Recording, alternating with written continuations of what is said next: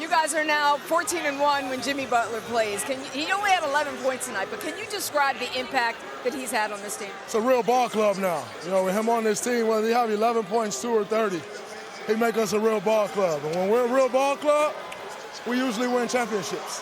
While Jimmy Butler was stirring up drama in Miami, the Golden State Warriors were spiraling. Just 10 games before the trade deadline, they were barely clinging to the 10th seed, and their championship odds had plummeted to a laughable plus 6,600. It was obvious. The Warriors needed a change, but no one expected that change to come in the form of the ever-controversial Jimmy Butler. What's up, my good people? I'm happy to be here. The moment the deal went down, critics pounced. Why trade Wiggins for Butler? Wiggins to Miami is fire. Yeah, I think that's better. Hard. He's going to contribute to that team a lot. I think that's a better trade than Jimmy going to the Warriors. I just don't think the Warriors got enough still. Yeah. Like, I don't even know who had the 2 for them. Who got the 2? Oh, for the Warriors? Yeah. Well, they was doing that weird lineup where they kind of had Steph and Dennis. So at this point, I don't know what they going to do. Yeah, I don't know even who's at the 2 for them. I'm not Krasinski, I'm really not excited about the Warriors, but I'm more excited about the Miami Heat. Getting Andrew Wiggins, giving him a chance to get back out there.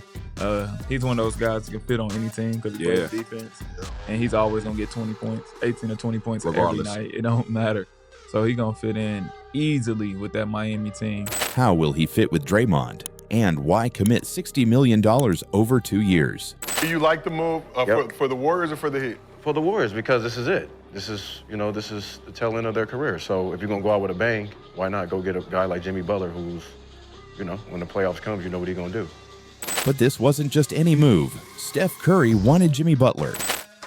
He's obviously a competitor at the highest of levels, and being able to work off each other, I'm excited to see what it looks like. I'm gonna watch a lot of, whenever it's time to watch a lot of Miami film to understand some of the sets that they like to run for him, and see what we can kind of transition to our playbook. And we want to give him free reign to give us, some insight on what he's comfortable with and make those adjustments. And when the deal was sealed, Draymond Green was so confident he didn't just predict a title, he guaranteed it. We're excited to get Jimmy here. We know who Jimmy is, what he's capable of, and we need that. We need that type of fire. So definitely looking forward to him bringing his toughness, his leadership, his scoring ability, getting to the free throw line, defense, just everything he brings. I think it'll be the perfect fit. And just a good boost, but even more than just a boost, like this is who we are moving forward, so we need it. I think we're going to win the championship. Say that one more time. I didn't hear you. I said, I think we're going to win a championship. No, scratch that. We are going to win the championship. I think we're going to win the championship. Say that one more time so that everybody here can say that with your chest. I didn't hear you. My earpiece. Because they added Jimmy Butler the third. So what did you say? 81. I'm sorry. I said I think we're going to win a championship, but I lied. We are going to win the championship. Was he out of his mind? Maybe. But just 8 games later, the Warriors were 7-1 since Butler's arrival. Butler's relentless screens, aggressive drives, and ability to draw fouls had completely reshaped Golden State's offense. Steph Curry, who had been averaging 22.7 points on a rough 43.1% shooting, was now lighting up defenses with 29 points per game on nearly 50% from the field. And for the first time in 6 years, Curry was dunking. Curry sneaking down court, and Curry with the dunk. Take a picture. It's going to be Steph Curry elevating. Normally goes to the 2 hands, but this time the 1-hand flush. Suddenly, Draymond's bold prediction wasn't sounding so crazy, and we were starting to understand exactly why Curry pushed for this trade. The truth is, Golden State is no longer the dynasty that once terrorized the league. This season, they've been struggling to keep up with an NBA that's younger, hungrier, and far more physical. The losses were piling up.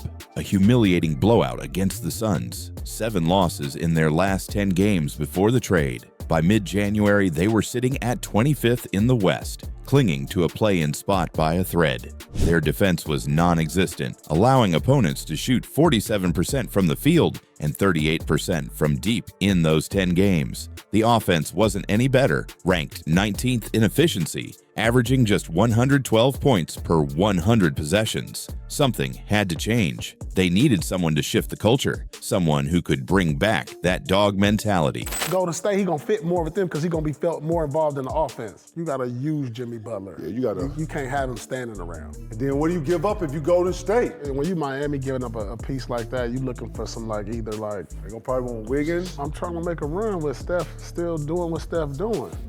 If we value Steph the way we say we do, and the way Steph's still playing at a high level, this is the best opportunity. And then we start all over in 3 years. We'll go in a different direction. Damn.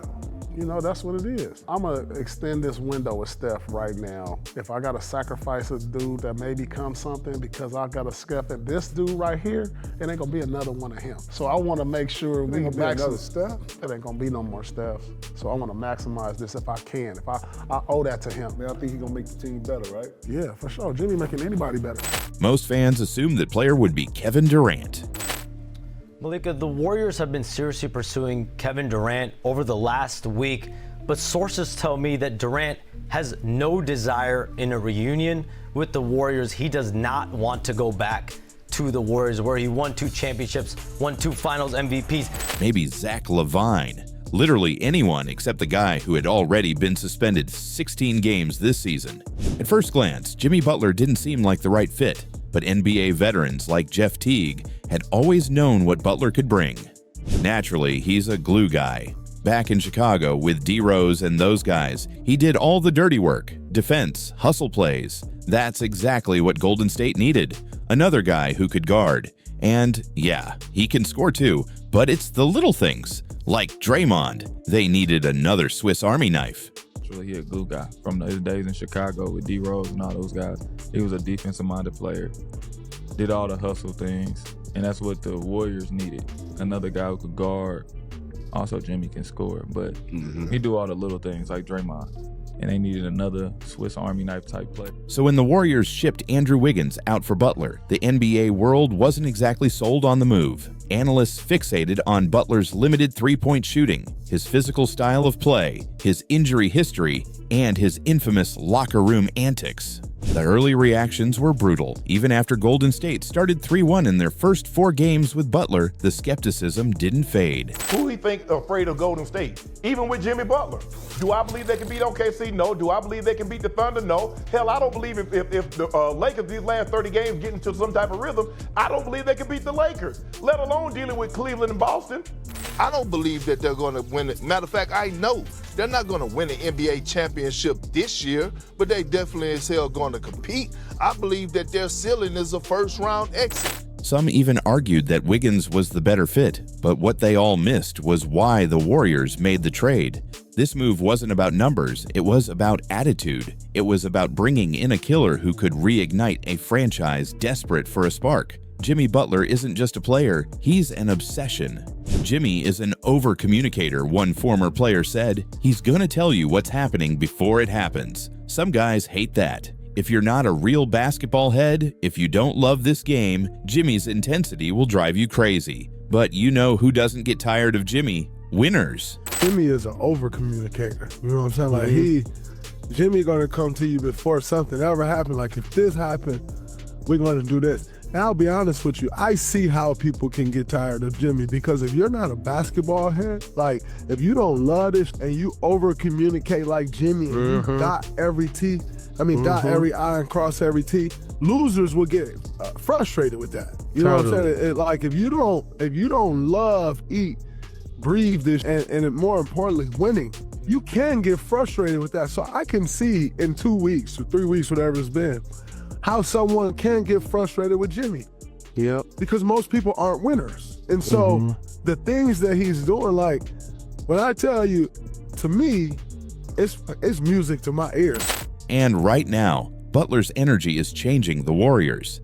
In his debut against Chicago, Butler put up 25 points, 4 assists, 2 rebounds, and a steal, leading Golden State to an improbable 24-point comeback win. Against Milwaukee, he followed it up with 20 points, 9 rebounds, 6 assists, and 4 steals, another crucial victory. His physicality is causing chaos. His hard screens force defenders to switch, drawing heavy contact and getting opponents in foul trouble. His relentless drives are disrupting defensive schemes. Stephen A. Smith summed it up best. Do y'all realize Jimmy Butler has gotten to the free throw line 40 times in just 4 games? That's not Andrew Wiggins, okay? Jimmy knows when to be aggressive, how to be aggressive. And most importantly, he spares Steph Curry, not just because he's a secondary scorer, but because he gets to the free throw line. That means rest for Steph, which means more energy for the long haul. You know that Jimmy Butler has been to the free throw line 40 times. He's accumulated 40 free throws in the 4 games that he's played.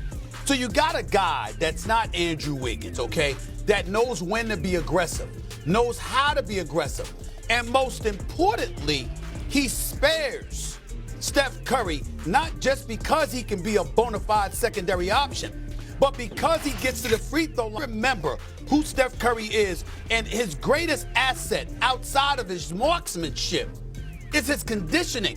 But he is going to be 37 years of age, and his movement without the basketball and constantly having to run around with everybody looking for him and creating space for him so he can launch. If you have a guy like Jimmy Butler, not only who can score, but who can get to the free throw line, buying you rest, that also galvanizes you because ultimately it elevates your energy. And Stephen A. was absolutely right, because just days later, Steph Curry erupted for 56 points, drilling 12 threes with clinical precision. And guess what? Butler played a huge role. His off-ball movement, deadly. At one point, he set a deep screen, causing a split-second hesitation in the defense. That was all the space Curry needed. Wide open, splash, game over. After the win, both Curry and Butler showed love for each other's game. Obviously, Jimmy provides a great presence, a high basketball IQ, and he connects the game. If we keep building game after game, we'll be in good shape. Obviously, Jimmy provides a great presence, a high level of IQ, and connects the game. So if we keep doing that game after game after game, we should be in good shape down the stretch, and then we take it from there. Fun to watch. Even more fun because it's a huge reason to why we won the game. I'm glad it was, like I said, I'm glad I'm on this side of it. And Butler. I love being in this locker room. Being around these guys. Winning is fun. I really enjoy being in this locker room, being around these guys. Obviously, it's fun to win. And that's exactly why Steph Curry wanted him. The Warriors needed a leader with an edge, a guy willing to put it all on the line for victory. And it's working. Since the trade, Golden State's offensive efficiency has skyrocketed, jumping from a middling 18th to an elite 6th in the league. Their defensive rating up from 10th to 5th. And that's a different way to run a set, to open up to get him in a certain position that's going to open it up. So if they take it away this way, if you just come out this side and do that, that's going to put this guy here and I got him sealed. You know what I'm saying? It's just different stuff like that. That Jimmy, man, he dialed in on it. And across the board, the numbers are rising. Assists per game, 9th to 3rd. Assist to turnover ratio, 8th to 3rd. Steals, 9th to 2nd. Turnovers, 12th fewest, 5th fewest. But the real question is this sustainable? Can this Warriors team, a mix of seasoned veterans and an unpredictable new star, actually make a deep playoff run? One thing is certain, playoff Jimmy is real. We've seen him drag Miami to 2 NBA Finals. He's been there, he's done it, but can he do it in the Bay? Playoff Jimmy is a real thing. That's true. Right? We're talking about a guy that has led the Miami Heat to 2 finals. Here's the thing, this isn't Miami. He doesn't have to carry the entire squad. Steph is still pulling defenders out to half court. Draymond is still setting nasty screens and getting under people's skin. And Butler, he's thriving in the chaos. Golden State is winning. But can they keep it up when the stakes get real? What do you think? Can this Warriors team actually make a deep playoff run?